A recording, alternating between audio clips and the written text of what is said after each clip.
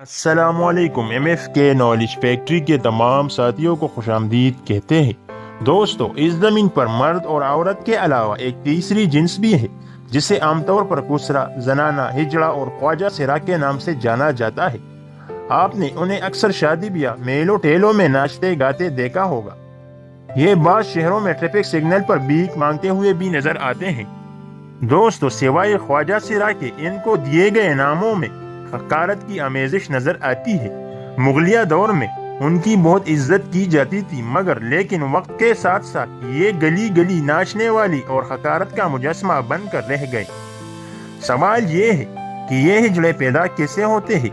ऐसी क्या वजूहात है जिनकी वजह से उनकी पैदाइश होती है? दोस्तों, जहाँ तक बायोलॉजिकल फॉर्मेशन का ताल्लुक है तो औरत एक एक्स और मर्द XY क्रोमोसोम्स पैदा करते हैं।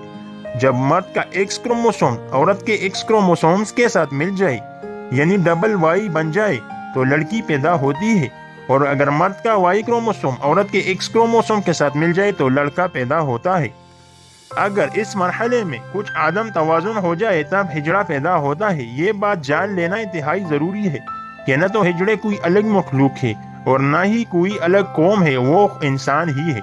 इनमें से बाज़ मर्दाना औसाफ से और बाज़ जनाना औसाफ से महरूम होते हैं। ये उनकी तख्लीक का वोरो है जो उनके खालिक और परवरदिगार ने उनमें ऐसे ही रखा है। ये हिजड़े या ख्वाजा सिरा आज ही की दुनिया में पैदा नहीं हुए, बल्कि नबी अकरम सल्लल्लाहु अलैहि वसल्लम के दौर में भी ख्वाजा सिरा पैदा होते थे।